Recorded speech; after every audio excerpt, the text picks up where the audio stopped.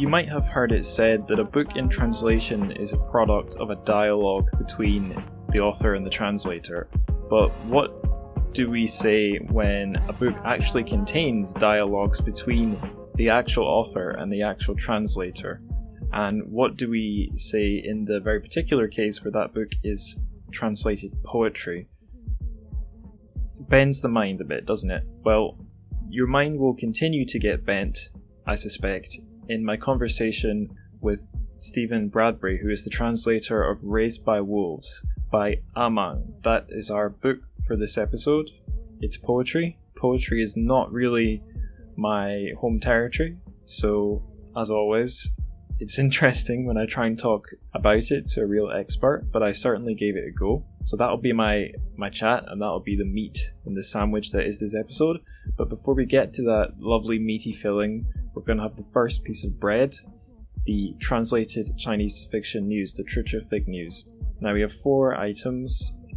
We have a read, something to listen to, something my evil rivals are doing, and meta news about this podcast you're listening to right now.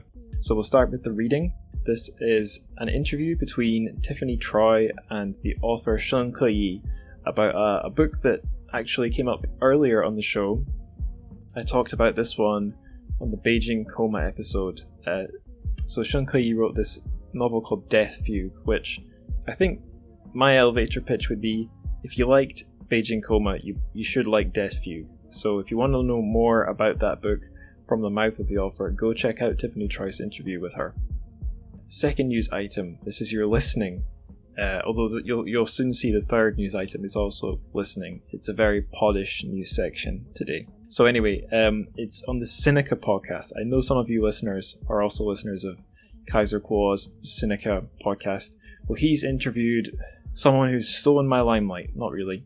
He's interviewed Megan Walsh, who's written a book called The Subplot, What China is Reading. It's, I think, less than 100 pages. It's very short, and it's just a summary of what the sort of genres are, what readers are into, and so on inside the PRC. So I think essentially if you're a fan of this podcast, especially the publishing side, but also the sort of trying to understand Chinese readership side, then this book's just perfect for you, and it's a quick read. And I suppose if you can't even be bothered reading the book, then, or you want to know a bit more about the book before you venture to adding it to your collection, then yeah, just listen to Kaiser interviewing this lady, because it'll sort of give you the rundown. Okay, next item. It's another podcast. I've talked about these guys a few times. I've had them on my show. It's my fiendish rivals from the Chinese Literature podcast, the two Moores, Lee Moore and Rob Moore. They've been running a series on Lu Shun. So I think it's, how many has it been now? 7 or something? They've done quite a string of Lu Shun themed episodes with some amazing guests as well. I think the most recent one is with Carolyn Brown, who wrote a book about interpreting Lu Shun stories through the lens of Carl Jung's ideas. I'm shocked I've not read that book yet, because that's a match made in heaven for me. But yeah, it's the episodes are great. I've listened to a lot of them. Just really solid, interesting stuff. What more can I say? Right, fourth and final news item. And I'm really rocketing through these today. I've been doing a lot of other stuff on my computer. I'm rather sick of it. That's probably why I'm rocketing through them. But anyway, this is meta news. I'll try not to bang on about this one too long, but essentially I've revived a way for people to listen to or access this show inside the PRC without a VPN behind the GFWs. It's a lot of acronyms. Basically, this show is hosted on Podbean, which is blocked by China's Great Firewall. We were hosted on Himalaya, which is of course not blocked because that's the PRC's big podcasting platform. But I got kicked off Himalaya, I think because we were talking about Taiwan too much. I think that's what it was. But in any case, I found a website which is not blocked in the PRC, which it is possible to download files from, provided you're not in Chrome. Doesn't seem to work in Google Chrome. Safari does work. WeChat's browser, this may shock you to know, can't get these files. But if you're in Safari, there is a link. It's on the Tritafix site. If you need it, you can message me by whatever means. pass it on to your friends. This is the VPN off way to get the show. And just let me know if you need that link. But it is on the Church of Fix site, on the bar down the right-hand side. So, right, I think that is all from me as far as the news is concerned. So now you're going to hear from me and my guest, Stephen, talking about Amang's Raised by Wolves.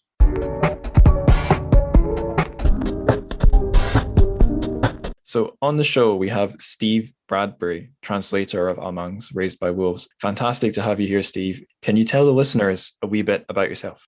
Well, I grew up in South Miami, and I was very interested in art. I went to Cooper Union for a year, but then I dropped out because New York was a pretty tough place in the early 70s. I went back to Florida, bummed around, and I finally went up in San Francisco in the Haight-Ashbury district, actually. And I had fallen in love with Chinese poetry and Chinese art, and I wanted to learn how to do Chinese art. So I got this teacher in Japantown who could teach me the, shanshui hua, the original, kind of Chinese, what the Japanese call sumie painting, landscape painting with the Chinese brush. Yeah.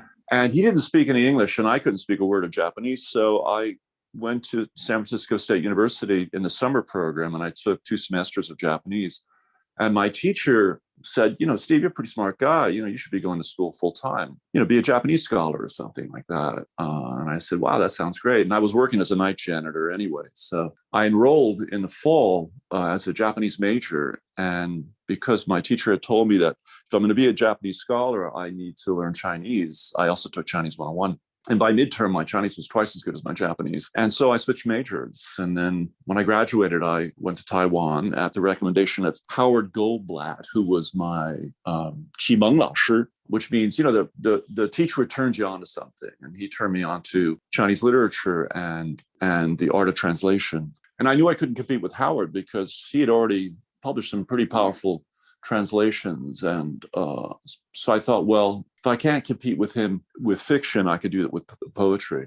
And I always preferred poetry anyway. So I started, memorizing Tang Shi, the Tang poems. And when I was in Taiwan, by chance, I met a lot of really interesting people, writers like Yuan Chongchong and filmmakers like Yu Kanping. And I studied Chinese art. And then I thought, well, I could do the same thing. I became pretty good, I think, after a couple of years there. And I loved living there. It was wonderful. But I wanted to work on my Japanese, so I went to Japan, and I wound up staying there for 3.5 years. And actually, it was so expensive back then that I became a commercial translator. My Japanese wasn't that good, but I could write. And so I did a lot of copy editing, copywriting, and translated film scenarios and brochures and stuff like that. I made a heap of money, but I got kind of sick of Japan. So I thought, well, what could I do where I could still write, I could still translate, and I love to talk, probably you're aware.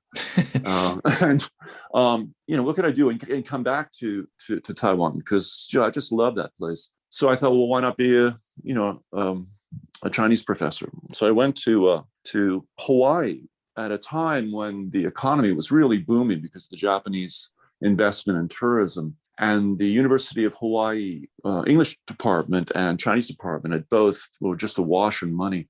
But I realized that, if I got a degree in Chinese, I could never get a job in Taiwan because they're never going to hire a foreigner to teach Chinese. But they would hire me if I was an English teacher. So I got my master's in Chinese, but then I switched to English. And I got a master's and my PhD. And it was a great time to be a professor then because the East West Center was also awash in money. And I got 4 years. They provided paid for my tuition and housing. They gave me a stipend. And I had this wonderful advisor named Rob Wilson, who had spent time in Korea on a Fulbright. And he's the one who encouraged me to do a kind of comp lit English dissertation, English lit dissertation. So I wrote my dissertation on Ezra Pound and the American poets of Pound's generation who translated Chinese poetry into English.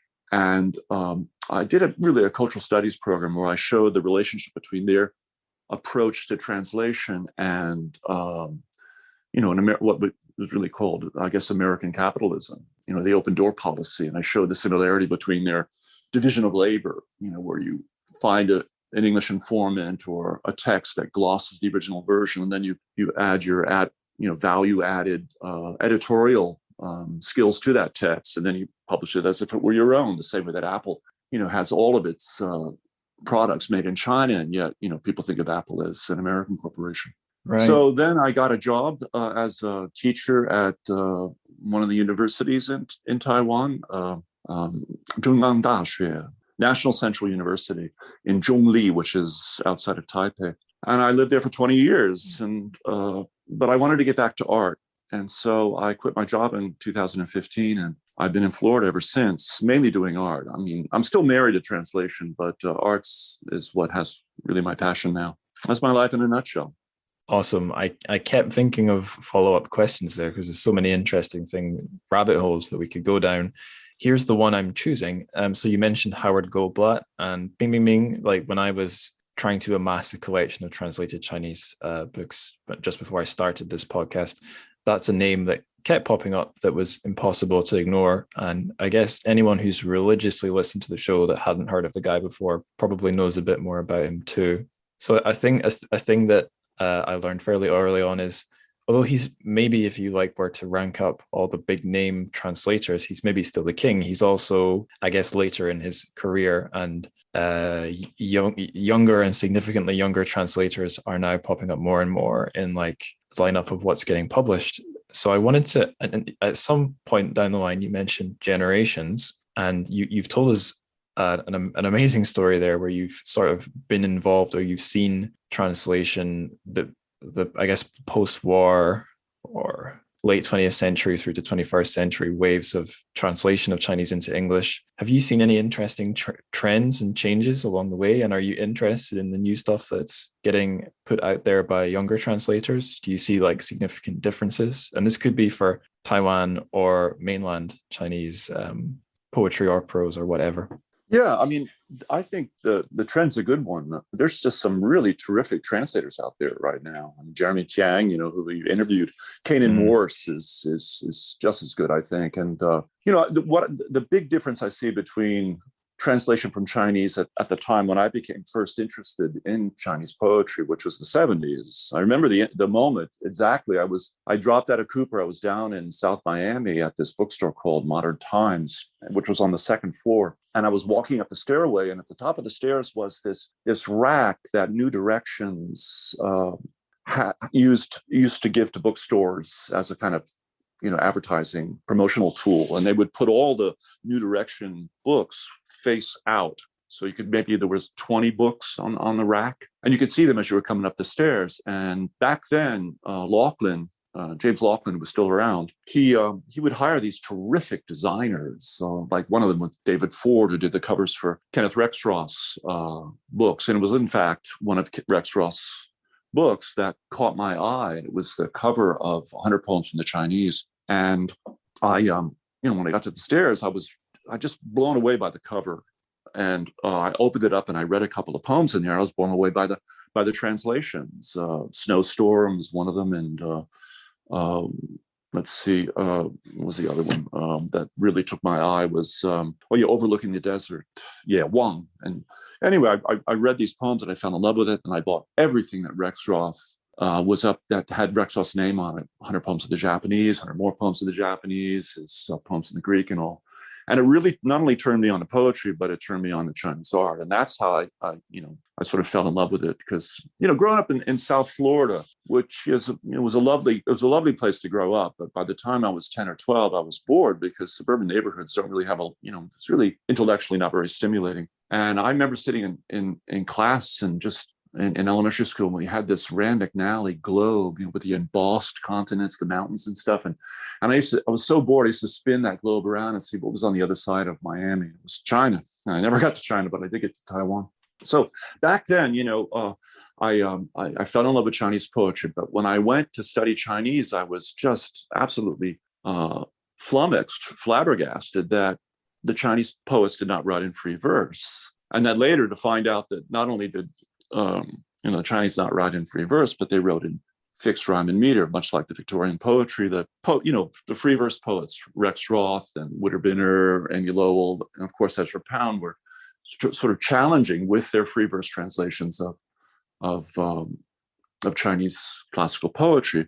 And I was also sort of surprised to find that none of these translators could read Chinese. I mean, they could stumble through a dictionary like Ezra Pound and Kenneth Rexroth, but they never bothered to learn to read the language fluently, much less speak it. I mean, if you stuck they couldn't tell the difference between a Chinese poem and a Chinese parking ticket. That's how, in a sense, how ignorant they are of the work they're translating. Which is I'm not criticizing people who don't study the language and translate, as long as they have a good informant or a bilingual collaborant. In fact, I'm translating from Macedonian with a Macedonian writer right now. In fact, we're running against the deadline, Rumina Buzorovska. So it's not knowing the language, but having intelligent informants, I think, is absolutely crucial to a good translation. A combination of bilingual Westerners and bilingual Chinese, but also reading some of the commentaries, or at least understanding what they are. So in my generation was 60s and 70s, 80s. Most of the translators, and still many of these people are around, don't know a word of Chinese. And they work either with collaborators, or they work from pre-existing texts, or they kind of collate it from various manuscripts. But what I'm seeing today with translators like, Kate Morso I mentioned earlier, Jeremy Tang, and Jennifer Feely, and Lucas Klein, a lot of other translators, is they're really quite bilingual. And they're not only that, but bilingual, but they're bicultural in the sense that they've lived there long enough. They're very familiar with the culture out of which these texts emerge. And Howard Goldblatt was one of the first people to do that. I mean, he was in the Navy. He wound up in Taiwan because we still had troops there. This is back in the, I guess, late 50s, early 60s. And he fell in love with the language and with the culture. His Chinese is absolutely superb. I mean, he memorized so many things, all those idioms, the Chengyu and all that. And so he was, I think, really the first and most fluent person to come along since the great 19th century translators like James Legge, he's the king of us all. He translated all the Confucian classics, was thoroughly, knowledgeable about what he was doing. 19th century produced some terrific translators, early 20th century too. And many of them were Scots, which is really quite interesting because of the missionary investment. So I really like the trend. What I'm seeing now is that people are coming up that really know their stuff, and they also can write. So I really like the trend I'm seeing. That certainly sounds right to me. The idea that someone, a big name translator today, could not have much firsthand knowledge of what life's like in China or Taiwan, or be worse at speaking the language than me, that seems unthinkable. And if something is unthinkable, then obviously something has changed. So that's interesting. I guess I should keep us moving so we can actually get to the book we're here to talk about. It's Amang's Raised by Wolves. So first question I'll ask you about it is this a normal book of poetry in translation? Well, I hope not. Yeah, I think it's a very unusual book. I don't know any book like this, at least, as a vehicle for, transmitting Chinese language poetry into English. I've always felt that it's really a tough haul for a Chinese poetry translator, especially of contemporary poetry. And I thought, well, what could be, how could I package the translations in a way that would make it more appealing to readers, and also teach them something about Chinese poetry and Chinese language that you wouldn't get, and culture that you wouldn't get from just reading the translations alone. It really came out of our conversation that we had at the Vermont Studio Center, where we were both invited by, we were invited there through the Henry Luce translation grant, which brings, I don't think it's around anymore, but it brings translators there for a month. And they also bring the poets, so that the poets and translators can work together in the same physical space. And it was the most incredible experience. I mean, too often, I think poetry and translation is presented as if translation were this mirror image of the source text. And in fact, it's usually formatted that way, where you've got the Chinese source text on one side and the English English translation on the other, as if they were, in fact, a mirror image. But, translation is a messy business, and no translation is a mirror image of anything.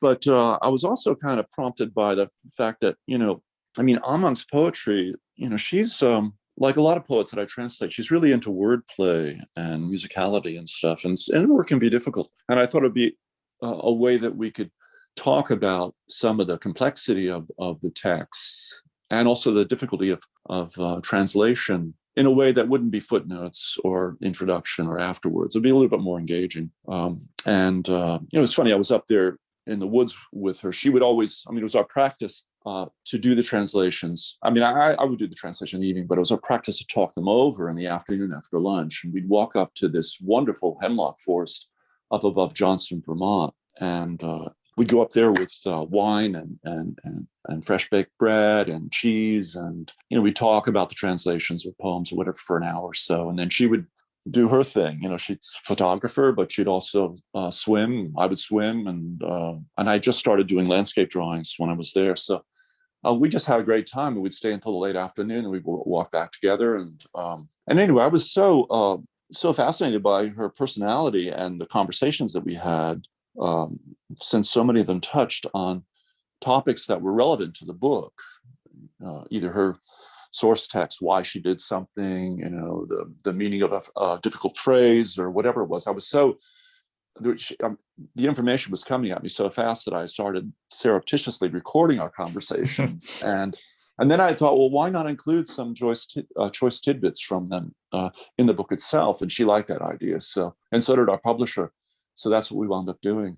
Yeah, I've got a job that involves quite a lot of recording conversations to put together articles, and often recording just administrative meetings so that I can prove that I'm progressing towards so-and-so target. And it's a reminder that in every conversation, if you're not recording it, the words are just vanishing into the wind. And if you're using a capitalist mindset, that's a terrible loss, because lots of conversations have lots of amazing gems in them. But yeah, especially so if it's a translator and a writer discussing a translation. As a reader, reading Raised by Wolves, I enjoyed sort of being a fly on the wall for the sort of undramatic and the dramatic clashes when you're trying to figure out whose preferred verb is going to come out on top. It was pretty enjoyable. Yeah. What was so great about it is that being able to sit down with the poet and discuss, a difficult passage, and being able to tell her, what are the options for translating it in English. And because, every single choice that you made, entails some kind of loss or gain. But also you change things like register or the tone or the feeling, and so I could go through a list of let's say, for an adjective, I could go through the list of possible synonyms that I could say, well, this is erotic, this de-eroticizes what may be originally erotic, or this is ambiguous, this suggests, a military register or a business register. I could go through and explain the various options. And I think being able to do that was, in the same physical space was great, because it made for a better translation. And recording the conversations enabled me to make sure that I didn't miss something or misunderstand it, because we were flipping back and forth between English and Chinese. The sentence would start in English and wind up in Chinese, or vice versa, and both of us speak very quickly. So having the recording, I could go home in the evening and listen to exactly what she said and make sure I understood that, so that when I made my revisions, they were good. And I think this is really the key, to translation is, and a lot of people think that when you get a nice rough draft, that's, the translation is almost done and then all you do is edit. But my feeling is that a rough draft is the beginning of a translation, not the midpoint, or even, it's really all about revision.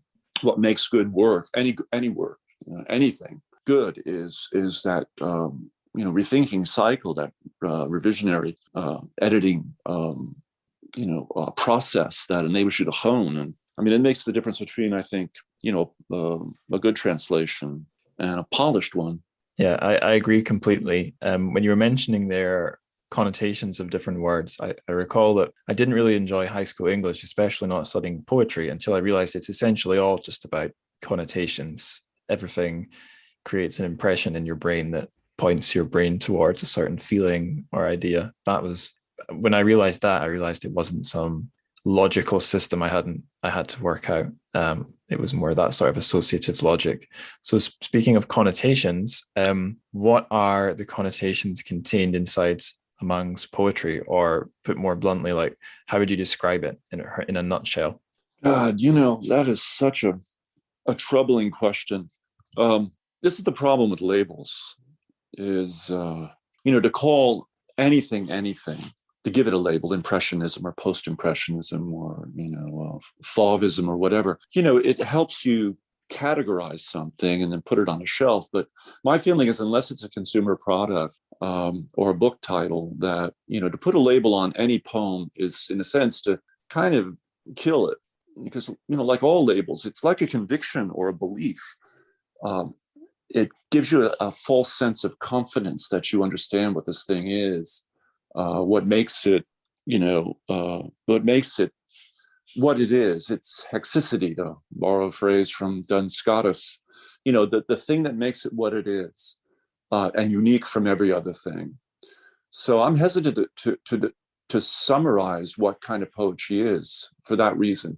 Because, I think this is something that my poet Shayu has always kind of pushed me to think about, is that readers need their freedom, and that the freedom to interpret and make sense of whatever it is they're reading in a way that's meaningful for them.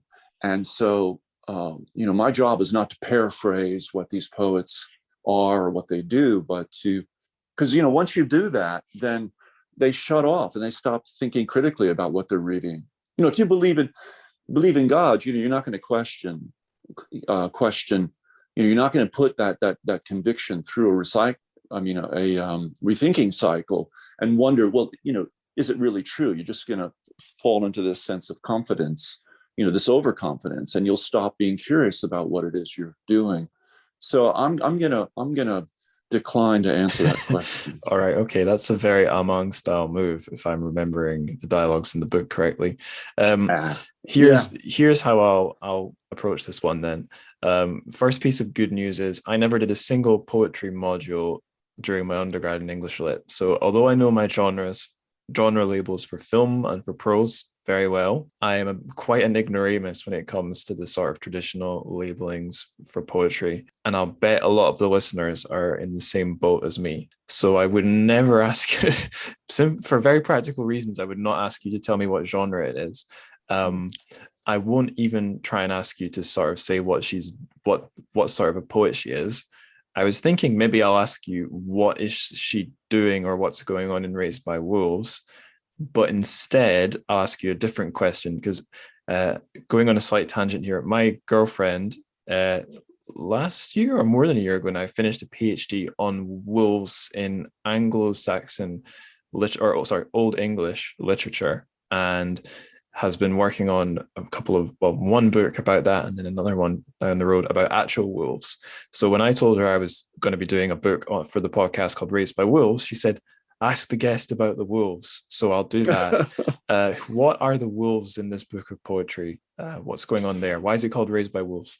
That's, each afternoon we would go further and further into this hemlock forest. It had this beautiful river running through it that eventually joined with the Gihon River, which was the river that flowed out of Eden in the Bible. I don't know if you're familiar with the Bible, but not that familiar. But she's a mountaineer, a nature girl, and she always wanted to go further and further into the forest. So after a while, we actually almost at the source of the river.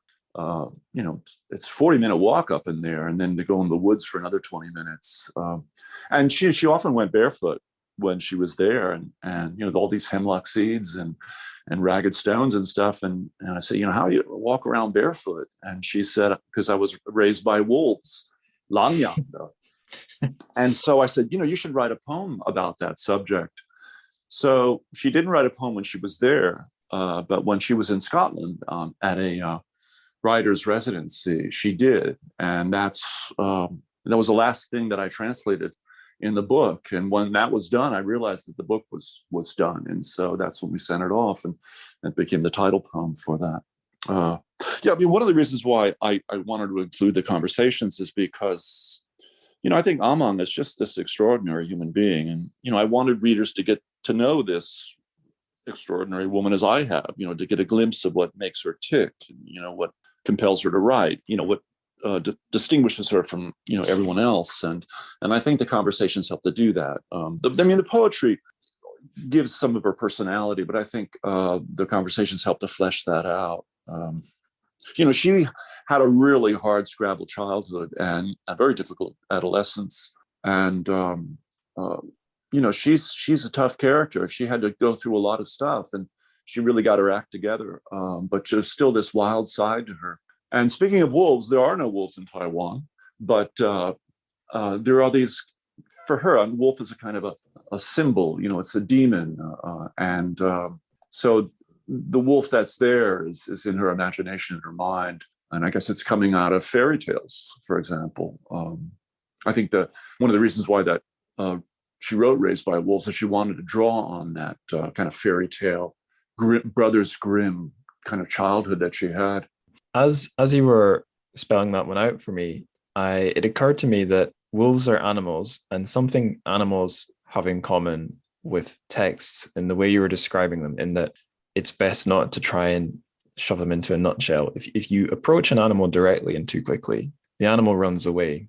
And similarly, if we rush into any kind of literature, I guess especially poetry, the richness that's there, I was about to say meaning, but meaning is that's a loaded term. The wealth of what is in there or could be there in the poem will flee. But if you find a different path of approach, zigzagging or very slow or spiraling or something, you might get something in the end. So I'll ask you a question that will help us approach things from an unexpected angle. How do nuclear defense weapons programs pop up in this book? Well, she was staying at this writer's residency, which is, let's see if I can remember the name of it. Cove Park, is that what it's called? I think Cove Park, Scotland. And the residency is on this, I think, inlet or a lake. And across from that is a nuclear power plant. And she was a photographer, among other things. She's a wonderful filmmaker, too. And so she would go down there to take photographs of the waves and the stones along the beach. And then one day, these security guards showed up and they made her erase the footage on the camera and told her she couldn't do this because it was a security problem. And that's how that came up in conversation. Yeah, because and one day I remember when I called her, when she was in the residency, almost every day we would talk for an hour about the translations as if we were in the same space. And then she reprised that story of being stopped by the security guards. Yeah, it's a funny thing. As you know, I've had a few conversations with people where they tell me they've been shocked to learn that there are nuclear submarines off the west coast of Scotland, but it's true. Britain has a nuclear program. It's all in nuclear submarines. I think the idea is with nuclear submarines, they're under the oceans somewhere in the world, anywhere, anytime, but they dock and are repaired, and the base camp is on the west coast of Scotland. And my family has had some firsthand experience of them. My late granddad and my granny had a boat out there that would go sailing around the west coast. And, sometimes they'd be followed by dolphins or seals. Occasionally they'd see a big shadow. There was a basking shark going under the boat. But one time it wasn't a basking shark. One time it was a sub. And that means it's a nuclear sub. So yeah, these things it's weird, but they're very real. And Amang has been close to them, as we learned in the story. Just wanted to tell that tale. I tell it any chance I can get. I think we're ready to go to the next section. Now, it's called Dueling Personas.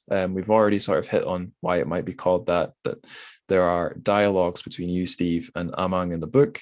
And some of them are sort of debates or arguments back and forth. Arguments in the sense of like a logical argument, not an angry argument, although they do get heated.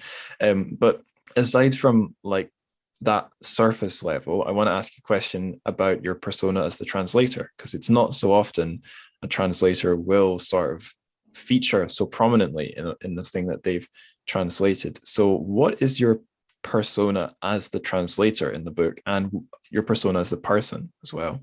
I think that they're the same. I mean, I am, what I am, and I was the way I was back then. This is the first book in which I took off my invisibility cloak, as Lawrence Venuti likes to talk about the visibility of the translator. And I thought, well, let's stop that. The reader needs to see that I'm there, and not just Amang. And that was great. That was great fun to come out of my shell, so to speak. Amang is. I think in one of the questions you sent me, you said, that our exchanges seem to be almost flirtatious, and I wouldn't say they were exactly flirtatious so much as feisty. I mean, we both are very competitive, linguistically speaking, and we both love the kind of push and shove of the lively conversation. And Amang is an alpha female, and like a falcon, and very intensely focused on what she wants, and she's very good at at pursuing that. I guess that's a comparison to the wolf, is pursuing what she wants. Whereas I think in the exchange, I'm a little bit more flexible than she is, but I really like the fact that she fought so hard for some of these, for some of the phrases in here. I think it made it a better book. It's that she brought me closer to the original text, or in some cases, I think, especially with the title poem, closer to the original feeling of the book, how it reads and sounds to a Chinese speaker. So that was great. I think. There might be a bit of flirtation in our exchanges, and I think it's. Both have that kind of personality, but it's funny. I've known Amang for more than 10 years, and we spent 6 weeks together, 4 weeks up in Vermont, and then 2 weeks on the road together. We went to New York and came down to Florida because she wanted to swim in the freshwater springs we have here and the beach. And I don't know a thing about her romantic life. I think she has a boyfriend who's a climber, possibly a photographer, but I don't really know. So I probably know a lot about Amang, but I don't know anything about that side of her, really. Right. Yeah. I wanted to explain what I meant a bit more there, because although it's definitely true, there's a lot of technical discussion in those dialogue sections between the poems, your personalities are there as well. And a thing I noticed about the poems is, not all of them at all, but many times in Raised by Wolves, there's, is sexual stuff there. And both you and Amang were able to talk about it very frankly and sometimes make jokes about it. And I guess the thing that made me think of is that these aren't just technical discussions. There's some flares of personality there. And Amang struck me as, like you said, kind of a feisty, strong-willed character. How do you feel you come across? I felt that your personality was a little bit more invisible, that you weren't more just were serving as the translator. But did you feel any of your own self features there through the personality that's imbued into the words? I think I have a fairly big personality. I'm not a wallflower by any means, but the book is about Amang. I wanted a portrait of her in addition to the poems, but I think there's quite a bit of me there. I think you can sort of see, my conversational style, I'd like to say my sense of humor. Yeah, I hope totally. I have a sense of humor.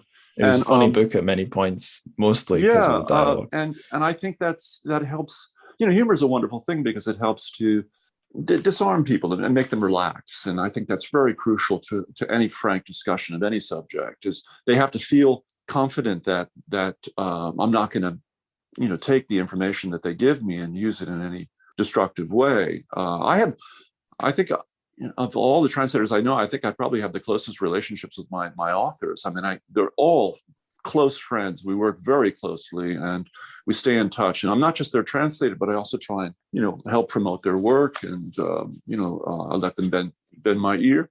When I lived in Taiwan, I was always getting together with, one or more of my authors. And, we get together for drinks at a bar someplace or a coffee house or whatever, and talk for hours, not just about the translations and their poetry, but, we've all been close friends and we've remained in touch ever since. All of them, really. The feeling of like a network and the life of poets and people involved in literature is totally there in the book. So I mentioned, I haven't I didn't give this question to you in my prepared sheet, but it occurs to me there's not a whole lot of questions here about just like what's the content of the book. So I think I should throw one in here about that. So I mentioned that there's a fair amount in the book that is looking at like love lives or more directly sexual stuff, but that's far from like all that's there. You also mentioned there's some it touches on like a little bit of a rough scrabble childhood, but like what other topics or themes is the book hitting on? Hopefully this isn't too much of a label, but just so the listeners have an idea what's in here. Yeah. No, not at all. I mean, she has very, very, I'd say maybe half a dozen big areas that she's interested in writing poetry about. One of them is language, the complexity and the richness and the playfulness of language. Another is technology. I mean, she's got several poems in there that I translated. She's written a lot more than the ones I have in here on technology. The influence and nature of, for example, social media and digitalization. And then she has a lot of poems about nature, about her life, her personal life, especially her family background, and then poems about Taiwan. Yeah, I mean, her range of topics is quite interesting, I think, because I'm interested in all those subjects as well. Yeah, right. Okay, so that's a good bone to throw the listeners there who maybe haven't read the book. I'd like to springboard from that onto in quote marks national identities. So we mentioned when in the early parts of our chat, we were bringing up mainland China, Chinese literature, but also Taiwan, Taiwanese poetry, and so on and so on. And as I was reading through the book, I think, to be honest, I remember the dialogues more than I remember the poems. And disclaimer, I read this one a wee while ago, mostly on the train going from Knutsford, where I am in Cheshire, to Manchester. It felt like a good book to read on the train for some reason. But anyway, yes, in your back and forths, she was often, I remember she would bring up like, there's this so-and-so thing that you need to understand about being Chinese, or this thing has a context in Chinese. And that I didn't do a count or a tally, but I felt that those instances of discussing things as Chinese seem to either stick out more to me or outnumber the question of things being Taiwanese identity or Taiwanese context. So I don't know if that was, I wouldn't know how to frame that other than to say, as a Scottish person, I can sort of relate here because depending on the conversation I'm having, sometimes it's more relevant for me to talk about whatever question from my position as being a Scottish person. And sometimes if I'm being honest with myself, it's more relevant to be talking about it from the perspective of a British person or a UK citizen. So, whatever preference I have in that identity might be outweighed with what's more relevant to the conversation. So all of that is to ask you, do you think if we were to, I know these are labels, so feel free to poo-poo them, but like if we were to slap Taiwanese literature, Chinese literature, Chinese poetry onto the book, are those relevant at all, or are they just sort of circumstantial and not worth that much attention? Well, that's really a brilliant observation, Angus. In the context of our duel over how to translate something, it's natural for her to use the term Chinese because she's using Chinese to describe the language that she's, Mandarin, the language that she's writing in, and the language that we're speaking in our conversation. I mean, and this brings us up to the point that there's this incredible impoverishment in English of words to express the complexity of what it means to be Chinese. I mean, in English, we have like one word for the whole lexicon of terms that, to describe the many facets of being Chinese, political, linguistic, social, cultural, just think about all the Chinese terms, words there are just to describe the language. 国语, 中国话, 中国字, 普通话, 华语, 汉语, 中文, 汉字, 汉文. I mean, just, all these terms are there available to them to describe something that we inevitably turn into the single, noun or adjective Chinese. And same thing with people, 中国人, 台湾人, 台北人, 本省人, 外省, 汉人, 华人, 华侨, 徽侨, just goes on and on and on. And in English translation, when she's saying Chinese, often what she's meaning is, Huayu, the Chinese language, or 中国文化, or Chinese culture, or and she's not talking about nationality. I mean, the whole subject of nationality, I think, is kind of absurd when you're talking about poetry. Poetry is international. That's what makes it so interesting. There's no border that can contain a poem. It's transcendental. But she is very Taiwanese in the sense that she loves Taiwan, and she sees herself primarily as a Taiwanese person rather than a Chinese person, in the sense that she's a Bunsheng. Her parents were Taiwanese. She spoke Taiwanese at home.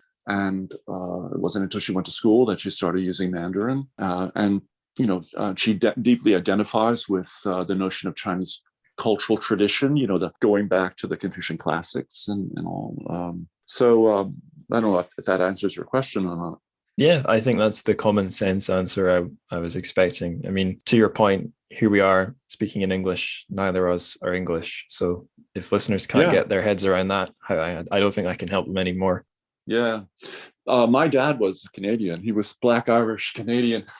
Oh, there you go. Bradbury. But I guess his parents originally came from England, and my mom was a Norwegian American. So I've never quite felt, like I was exactly an American. I grew up in America. I live here now, but I just think, I mean, I guess I'm patriotic to some extent, but just the idea of nationality, that whole notion of a nation, just I grew up with the idea of a global village, and I think it's one of the reasons why I was drawn to translation and art, is because they recognize no borders.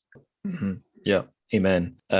Speaking of poetry crossing borders, so rather than looking for genre labels, how about sort of aesthetics or movements? Is it vagabondish poetry? Is it punk? Is it hippie? Is it beat? Like I'm reaching for sort of rebellious, disobedient movements here. Do you think there's something to that, or am I foolishly slapping on American just keep Western adding stuff? more and more words, and then the more you add, I think the closer you'll get to her. Audacious, pugnacious, contentious, divisive, embracive, in your face. Yeah, I think in your face would be I think her poetry is very much in your face, even as she turns and goes on, to something else.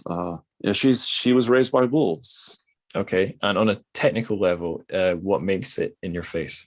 Well, I think one of the things she does is, which my other poet Shayu does, is sometimes she kind of flirts with the reader, I think, or says something, that's a little bit, it's not rude so much as, wow, come out of your shell, Amang. She's not one to, she throws a good left punch. The one is her willingness to talk about a lot of topics that, that many people would not talk about, like the poem Trash, I think sort of gives a sense of that, Jianren, and her discussion about her anger at the way that misogyny, for example, just overwhelms women, and the need to sort of resist this homogenization that capitalism has imposed on everything, and then institutions like marriage, for example, she's angry about a lot of stuff, I think, because it constrains women or constrains people, and she's I think socially and politically she's contentious, and I think beautifully so. Right. And is that typical among her peers or her generation of poets? I mean, I know we just trashed the idea of I don't nations, think so. but like, do other young, or I say young, do other Taiwanese poets from her sort of generation or wave do similar stuff? No, I don't. I mean, the poets that I translate, they're all very different, for one thing. And I think the other poet who of her generation, who is, in that sense, culturally and politically, spicy, and is a resistance poet, you could say, is Hong Hong, who was in fact her publisher, published her last book, and he's a really terrific poet. I've translated a few of his works. Yeah, he's He used to run, and I'm not sure it's still around or not, but he used to run the Taipei International Poetry Festival. He's also a filmmaker and theater director, but he's very political. And I think that's the poet out there who has most in common with Amang in terms of their relationship to society. But their poems are very different. Their styles are very different. Okay, excellent. So we were talking a bit about, or you mentioned some specific poems here. I wonder, since we have a bilingual book here, if we could read a few verses or a whole poem in the Chinese and the English. Is there any one, if you could pick one, that would be a favorite for listeners to hear, either in part or in full? Well, my favorite is the title poem, which I just think is brilliant. I think it's the clearest portrait of her personality, but also of her background. So that's the poem I'd like to read, if you don't mind. All right, then I leave it in your hands. Okay. 狼养的3个月，爸妈没有下山，米店不肯再赊账，我没力气爬树跑步，祖母牵我爬到河边喝个饱。他来了。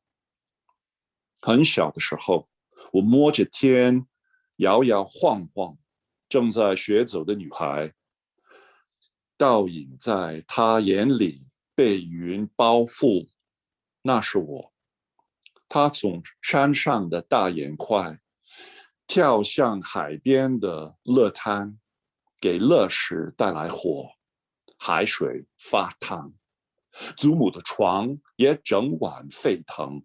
我听见他们睡在一起，可惜我终于睡着，直到脚边堆着暖乎乎刚被杀死的鸡、羊，还有我最爱吃的海鱼。祖母又升起炉火，忙碌起来，树上猴子跳来跳去，一匹野马冲破了墙，那是我狼养的。I very much like how you pronounce the title. That's wonderful. Raised by Wolves. 3 months had passed and Mom and Pa had not come down the mountain. The local grocery would no longer honor our IOUs. I hadn't the strength to run or climb a tree. Granny led me to the water to drink my fill. Then it came. I'm very small. I reach for the sky as I wobble back and forth, a child just learning how to stagger. Reflected in its eye, embraced by clouds in the sky, that's me. From its mountain lair, it came bounding down to the gravelly shore, setting land and sea on fire, making Granny's bed boil and seethe. I hear them going at it all night long. But then I fall asleep and wake to find heaped at my feet freshly slaughtered chicken and sheep and all the fish I love to eat. Granny is bustling round the fire. A monkey is leaping from tree to tree. A Mustang busting through the wall. That's me, raised by wolves. Brilliant. I guess we saw some of the in your face style there. As a translator, I meant to ask you this question earlier, but as a translator, what did you do to get that in your face style across in English? Because Chinese and English, you can see just from looking on the page, they just work really quite differently. So how do you get the vibe across? Well, I kind of translate by the ear. My when I think about translation, there's so many different kinds of translation, and you not only have to think about who your reader is, but what is the purpose of your translation? What is it what do you expect to do with it? And books don't sell very much in bookstores anymore, but I sort of feel that my biggest selling point is how they read aloud. So my primary audience is my poet, and by chance, the 3 poets I'm still translating are both fairly bilingual, and I make sure that I please them because I'm there to represent them. But my other goal is to make it so that it's enjoyable to read aloud when I go to a conference or have a poetry reading, at a translation conference or a poetry workshop or whatever it is. And I like to perform, and so do my poets. When they read, it's not just a reading, it's a performance. And so I kind of feel that I have to not only be accurate to my source text, and I have to represent that source text in a realistic and accurate way, but I also have to create a similar impression, a general impression. And in the original, it's very musical. It's almost like, the style of it. It's register, echoes, nursery rhymes and playground songs and fairy tales. And I wanted to do that as well as in English. So the first thing I usually do when I'm translating a poem is I memorize it, and, memorize the original so that I can get a feel of how it comes across. And then, of course, I always ask my authors to read it aloud as well, so I get some idea of how they're doing it. And then I think about, what can I do to make it come across like that as well? And there's always, of course, there's loss and gain in this process, because their fairy tales are different than ours, and there was always some difference between the two versions. But and I think that's one of the reasons why my poets really like me and they want me to continue to translate their work, is because I strive for this effect. I don't just try and put something down on a page. Yeah. On this podcast, I've mostly looked at prose, short stories and novels, generally speaking. So when I've had translators on, that's usually what they've handled, and that's what we talk about. I have had a few translators of poetry on, but really not so many. And I think what you've really underlined for me there is what a massively different ball game translating poetry, Chinese to English, is or should be compared with translating prose. Like, you couldn't really do that for a novel, memorize the whole thing, or hear the author of the novel read the whole thing. That would be silly. So yeah, I had not really thought about it, but now you've described it, it's so obvious what a different affair it is translating prose and poetry. Well, I beg to differ with you, Angus. Go for it. I don't really think that there's any difference between poetry and prose, or any significant difference. I think prose writers use the same techniques and strategies. I mean, good prose writers, the Virginia Woolfs, the Scott Moncriefs, the T.S. Eliots and Marcel Proust, and they're using the same poetic techniques as the poets are. And if you read their work aloud, you discover that. And I learned this from a very interesting Scottish translator, Alistair Reid. And you know him, his work? Don't think so. I might have heard the name, but if I have, well, you need to write this down, because Alistair Reid is one of the great translators of the post-war era. He was a protege of Robert Graves, and in fact, he lived with Robert Graves in Majorca for a while, and then he ran off with Graves' girlfriend, and Graves never forgave him. But he was the Borges' first English translator. Oh, right. And he also Neruda's, and he was a marvelous man. And I had the pleasure. Can I jump in there? Did he translate from Chinese at all, or from? No. He translated from Spanish. Oh, that's why I don't know him. I'm completely clueless for any other language. Yes, you need to look him up. He's the most amazing guy. He's a wonderful poet in his own right. He's a fabulous translator, one of the greats. But he was also a terrific travel writer. He worked for many years for the New Yorker, and he lived in the Greenwich Village. And this is kind of interesting history, I think. The first conference of the American Literary Translators Association, which I've belonged to since 1999, was in New York City. And by sheer coincidence, I'd just been hired, and I was working on my first book, which was a translation of Xiaoyu's, a sampler of Xiaoyu's poetry called Fusion Kitsch. And there were two keynote speakers at the conference in New York. And one of them was Howard Goldblatt, who remembered me. We'd sort of stayed in touch, and he helped me get my first connected with my first publisher, Zephyr Press, which published several of my books. And the other keynote speaker was Alistair Reid. And I wanted to interview him for a Chinese language cultural studies journal, and so I had contacted him prior to the event. And I said, I really admire your work. I've been reading it, since the early 70s, and could I interview you for this journal? He said, yeah. So after his keynote speech, we went down to the village, and then I spent 2 days with him in Greenwich Village, watching him drink pitcher after pitcher of beer. I never saw anybody drink so much and still remain sober, as he talked about everything under the sun. It was the most amazing thing. And one of the things he said is, Steve, there really isn't a difference between prose and poetry. And I've been thinking about that ever since. And I mean, this is something that I don't know if you're familiar with stylistics, which is the linguists' version of literary criticism, and they analyze literary texts in terms of their 7 language levels. Morphology, graphology, semantics, context, whatever. And they basically say, we should look at all texts as in a sense being poetic. And it was really a huge revelation for me as a literary scholar and a teacher, is to, reading a book like To the Lighthouse and see, all the musicality in there, the internal rhymes and the cadence and the rhythms. I mean, her work is as poetic as T.S. Eliot's. Does that not work a little less effectively outside of formal literary fiction, though? Like, what about a wuxia web novel or a Boylove web novel? Well, some people have much better ears than other people. Some people have a tin ear or wooden ear, but I think they strive for that. We really see a lot of poetry, I think, is in advertising slogans and in sports announcers.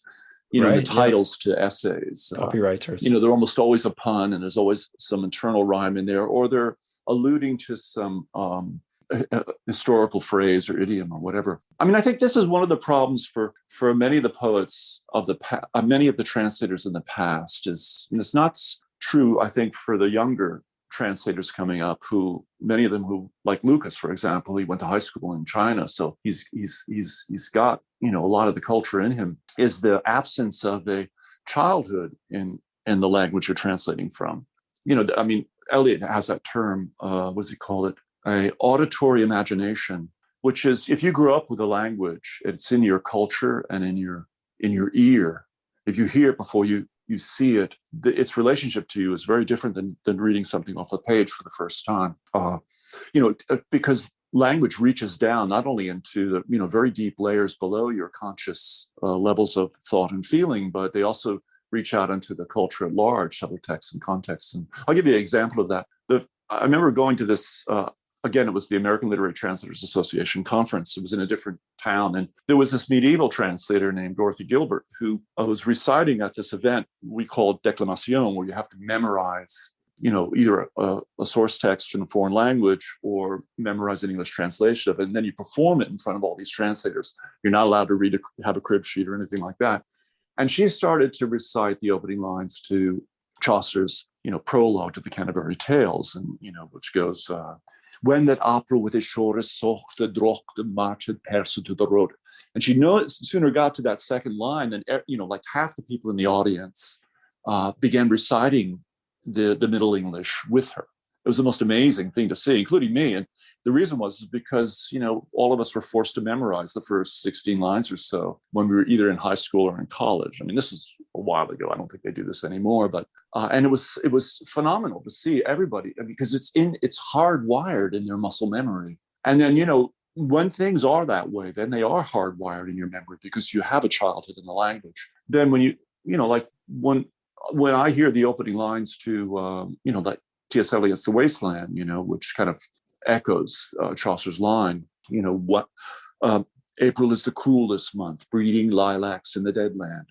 I'm not only hearing Eliot's voice, but I'm also hearing echoes of Chaucer, but also of, Whitman's When Lilacs Last and the Dooryard Bloomed.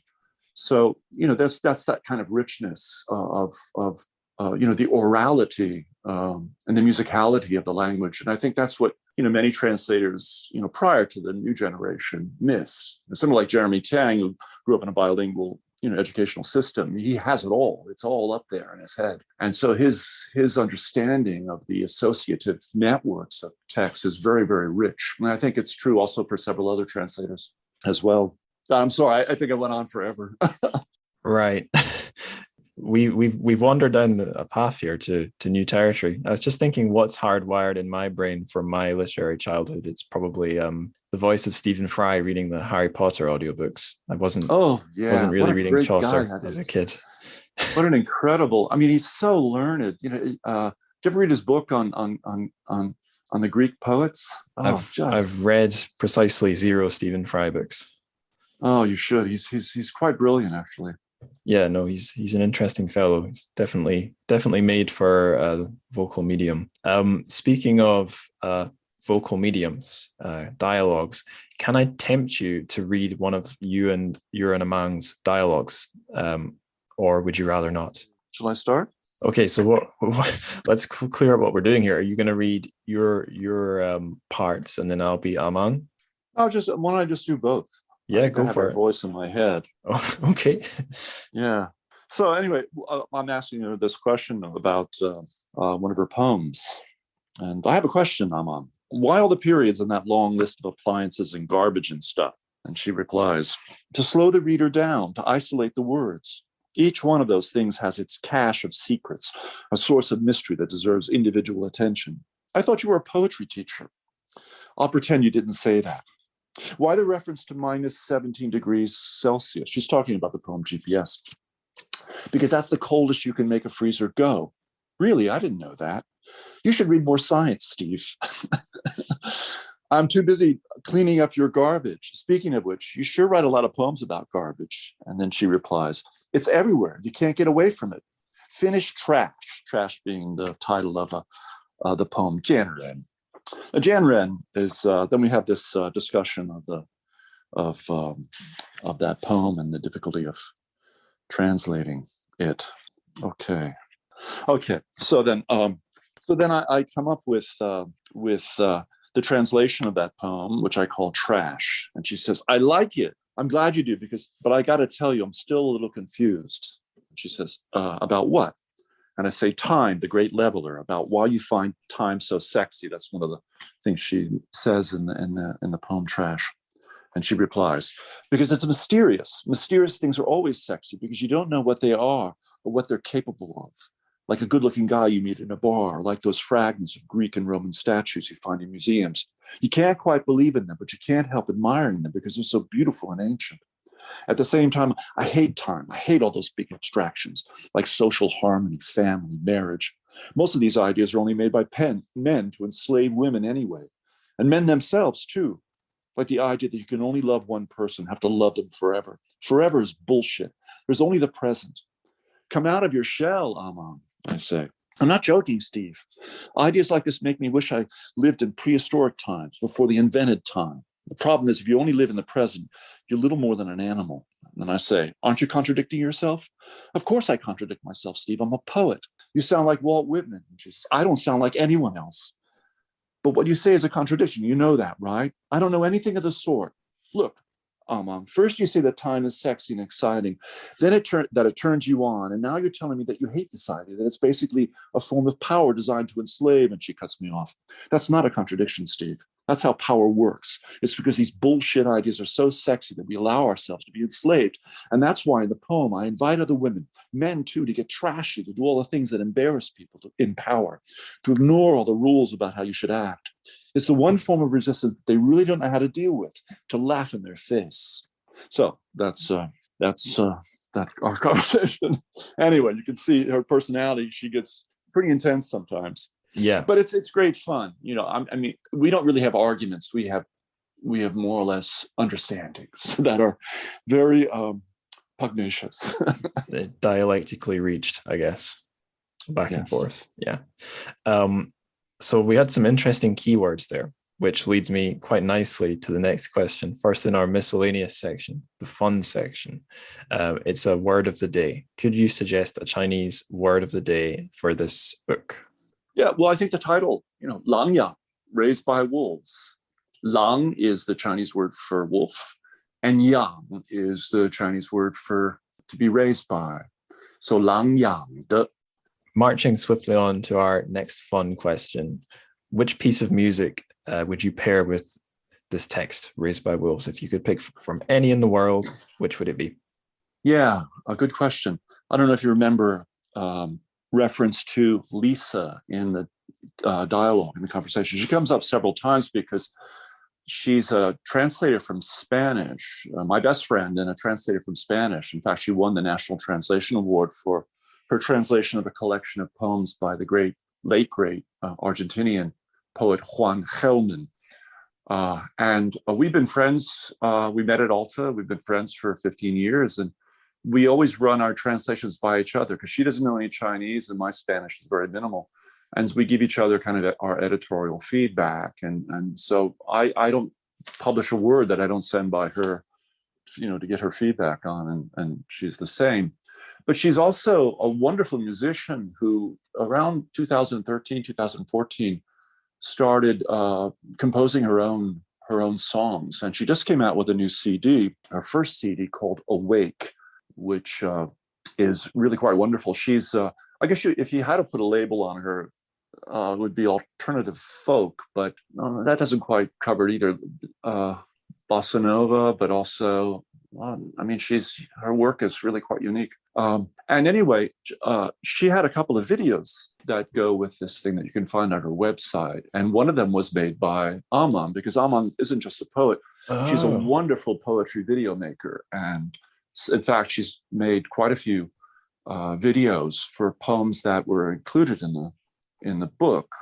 And it's really sad that somehow we weren't able to include the videos in the package, in the book package, maybe with the QR code that would take you to a link. And anyway, she did this wonderful video for Lisa of a song that's on our CD called Hook and Eye. I don't know if you know what a hook and eye is.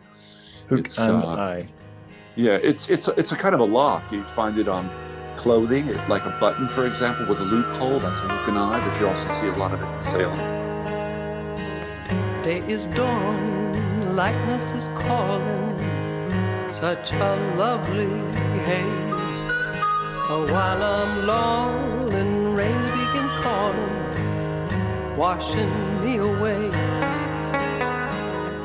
What a way to start the day, waking to goodbye. So damn hard to walk away when you're hook and eye. Hook and eye, and right. It's used as a metaphor for relationships. And she made this wonderful video for that wonderful song, and I'd love to send you the link and have you post it with the podcast, because I think people would really enjoy seeing not only Amang's video, but listening to Lisa's music. And she's not only writes the songs, but she plays them and sings them herself. No, that sounds excellent. What I always do is through the magic of editing, I put about 30 seconds or a little bit more of whatever song we've named into the episode. So that will be cleverly edited in here somehow. Yeah. I mean, I think Amang is one of the best filmmakers I've ever met. And I do the subtitles for her films in English. She's got quite a few things up in Vimeo, but she's really a phenomenal filmmaker. Just and that's and so is Yemi Mi. They both make films. Oh, nice. I'll make sure there's a link to the video, as well as maybe that'll serve for the song link as well. But yeah, that'll definitely be there in the show notes. I'll share my choice as well. This one is not quite as closely connected with the text, I suppose. I can't trump you there. The song is called The song is called The Gap. It's by a band called Potty Mouth. I think they're all female. Certainly the singer is female. They're kind of punky, kind of spiky, but it's not like mega loud. It's not mega fast. It's got a little bit of, I don't know if aloof or disinterested is the right word, or just fatigued.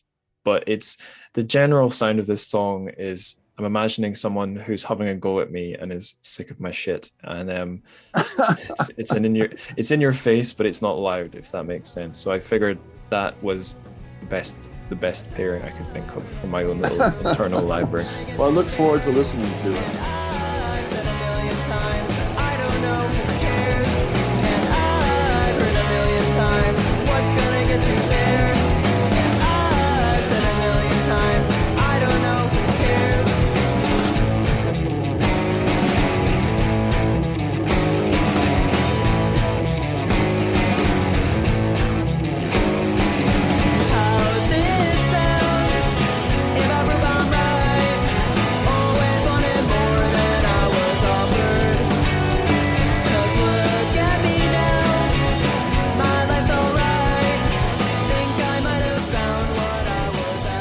Yeah, that'll be stitched in here for your listening pleasure. And my next question, now this is a bonus question. This will be stitched out of this main episode and will be going up to the Translated Chinese Fictions Patreon feed. So that's where listeners can go find this one.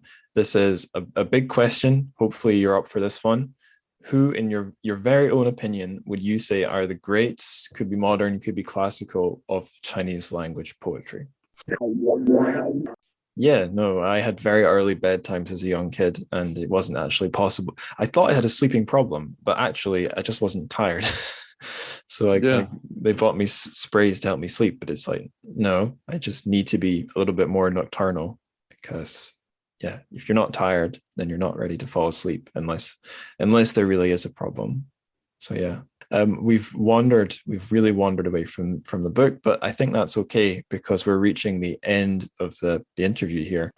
So the next question, I guess this is somewhat partly answered already, but if our listeners wanted to read more books along the lines of Raised by Wolves, where would you direct? I don't know. I mean, I don't know any book that has the same kind of organizational structure where you alternate translations with conversations between a poet and translator. I think in that sense, I may be wrong, but I think it's fairly unique. And I'd like to see more books like that. In fact, after the book came out, a couple of translators wrote me and said they wanted to do the same thing with poets they're translating. One of them was a translator, Jamie Proctor Xu. I think she's working on a volume. And she said, I'd really like to adopt that format. I'd really like to see different ways of presenting translations. I mean, if you think about something like scientific illustration, for example, you've got all sorts of ways in which people illustrate. I mean, there's the conventional illustration where, somebody draws a picture of a falcon, for example, and, you can see what it looks like, almost like a photograph, but you've also got like conceptual and editorial illustrations that,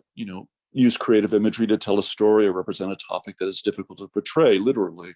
Then you have digital media where, people, do they create this illustration partially or wholly by, using software like Procreate and then you got information graphics which combine illustrations, special effects, sound, narrative. And I think my volume is very much along the lines of informational graphics where, we're combining various media. And it's a pity that we didn't have a QR code to allow the reader to link up directly to some of Amang's videos. I think that would have enriched the book, but maybe if it ever gets reprinted, might do that.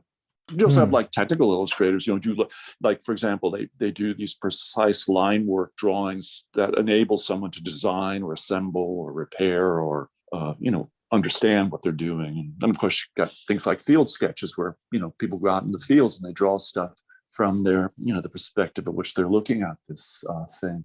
And I wish translation had as rich, a toolbox for representing Chinese poetry in translation. So I'm hoping that, there are books out there that do something like what I've done, where they provide context for poems. David Hawkes has a wonderful collection called A Primer to Du Fu, in which he provides glosses and prose commentary, but also straight translations of a dozen or so of Du Fu's best poems, the ones that are included in the 300 poems from the tongue. And then, there's Florence Eiskopf did a 2-volume collection of Du Fu's poems in which she provided pretty much glosses for every single line and commentary and it was a huge collection 2-volume collection of Du Fu's work.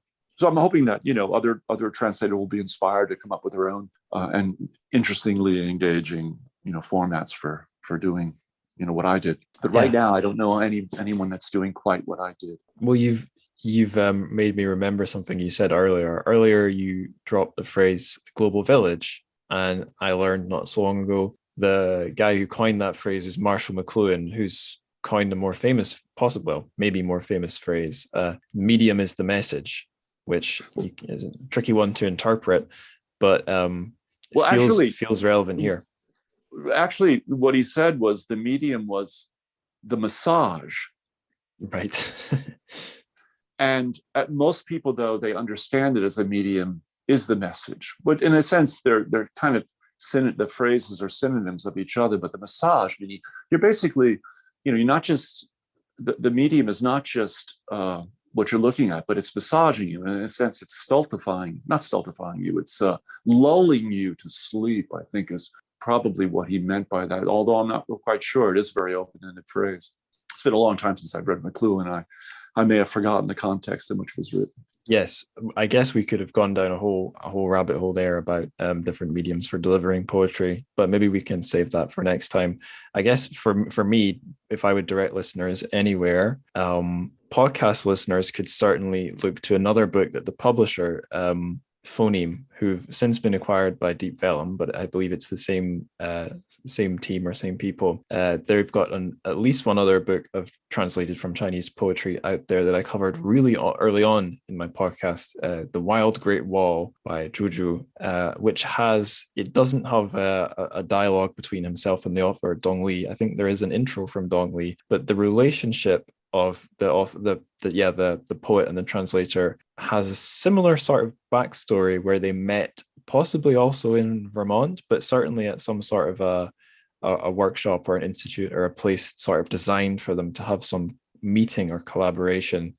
I'm pretty sure it was the Vermont Studio Center. Right. Yeah. So there's a commonality there.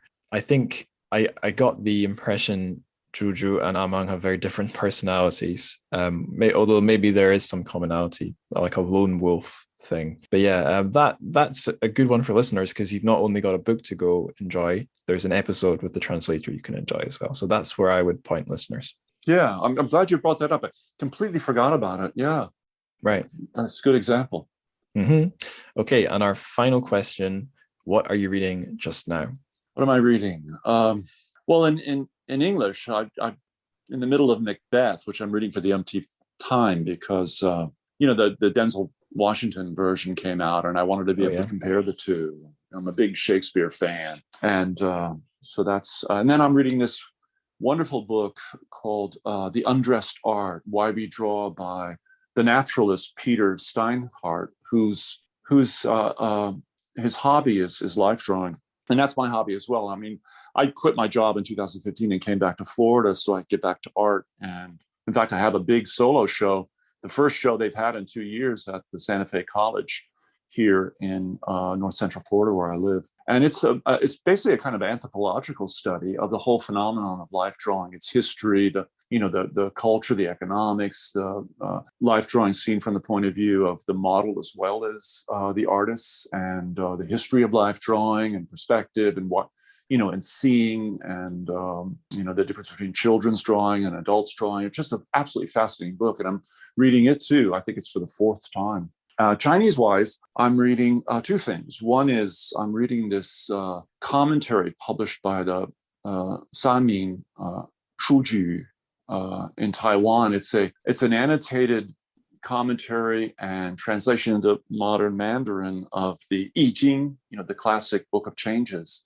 Because I decided this year, I decided in January, it's one of my New Year's resolutions, that I would memorize all the hexagrams, the 64 hexagrams in there, and some of my favorite phrases from the book. I don't believe in divination. I don't read it for, to find out what's going to happen this afternoon or whether or not I should do something. But I use it much like I use journaling. When I'm faced with a difficult question, I'll throw the coins and it'll lead me to a hexagram, and I'll read that as a way of helping me to think through my own ambivalence or contradictory, response to some difficult question. And so I decided I would do that. And it's really been great, because I think, one of the other problems for, I think, American translators is not only that they don't have this, many of them don't have an auditory imagination because they don't have a childhood in the language and culture, but because they rely so heavily on Western sources rather than going to Chinese commentaries. Chinese commentaries, especially for anything in the classics, are really excellent, very thorough. And I wish more Chinese scholars would actually read that stuff instead of just reading each other's work. And then I just started this collection by a Taiwanese cultural critic and essayist named Long Tai, and the collection is called Mu Song, which means, Mu Song is, how to translate that? It's like when you follow somebody with your eyes when they depart. Let's say you're gazing after, watching somebody go. Like she gazed affectionately after somebody as they walked away. And that's the title of the collection, these essays. And I'm doing that because I got invited to be a mentor in the American Literary Translator Association's Emerging Translator mentorship program, and I'm in charge of the Taiwanese track, because the Taiwanese Ministry of Culture has given them some money to pay the mentee, this emerging translator, and me, and we'll meet in at Alta Tucson in the fall. And she's they're just a really brilliant kid. She's an undergraduate at Princeton named Sandra Chung. She's a comparative literature major, I think. It's pursuing certificates in, I think, humanities studies, translation, and intercultural communication. She's really smart as a whip, perfectly bilingual. But, like most people, most emerging translators, she could use a few tips from somebody who's been around the block. And I've been around the block a couple times. So I'm reading the collection of her essays, and it's really, really quite engaging. Lu Yintai was not only, she's still around, not only a great essayist, a very popular one, but she was also head of the Ministry of Culture for a couple of years when I was there. And I think I actually met her once at a cocktail party, but I'm not sure. It's not always easy to remember cocktail parties. Yeah, I remember what I was drinking, but there were too many people there to remember who I met. Yeah, I can relate. Sometimes the past is just inextractable from all the other past it's buried under. I guess that is me totally out of questions. So thank you for answering all of them. Thank you for pushing back when necessary, just like I'm sure Amang would have. That felt appropriate. But most importantly, just thank you for your time and all your thoughts. So yeah, thank you. Well, thank you, Angus. I look forward to listening to the program and also following your podcast. I've become a fan now. Excellent. All right, we're nearly at the end now. Thank you again to Stephen for coming on and having such a spirited conversation. Thank you to Phoneme and Deep Vellum, the publishers behind this book, for setting up the whole thing. It did take us a while to get there, but as I just said, we got there. So it was all worth it, I think.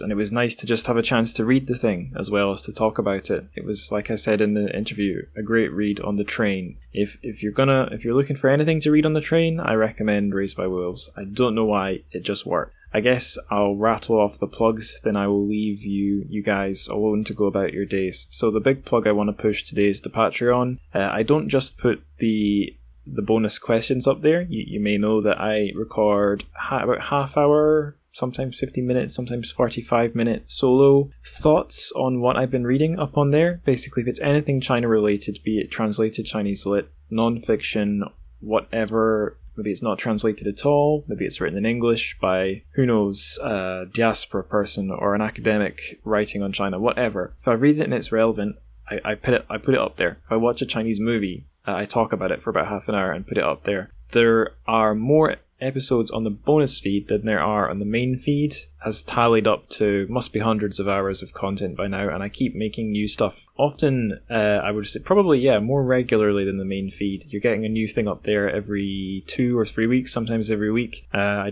keep on adding it. It's $1 a month to get access to all those goodies, and you'll be helping to support the show. So you'll have carved out a little hole inside my soul, and you'll be living there. Sorry, I'm not sure why I said such a weird and creepy thing, but oh well, it's been committed to the microphone now. I have no audio editing capabilities. I can't possibly remove it. It's there forever now. Nothing I can do. But yeah, that's the Patreon. That's the elevator pitch. It's not really an elevator pitch, is it? I took ages. But that's my sales pitch for it. What can you do relating to the show that doesn't involve giving me money?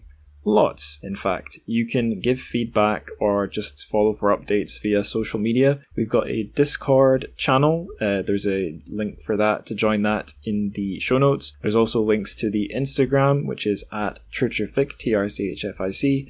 You can follow me on Twitter at Angus Likes Words. I sometimes tweet interesting things. Often I'm just retweeting stuff that I'm going to use in the news segments, to be honest. The Instagram is probably more interesting. Again, if I'm being honest. What else can I say? Oh yes, the most important thing. The best thing you can do for the show, that's spread the word. So tell your mum, tell your dad, tell the wolf running down the mountain coming to take your fish. Tell the translator who you are locked in a sort of logical, literary scrap to the death over the most sexy possible way to translate the word trash.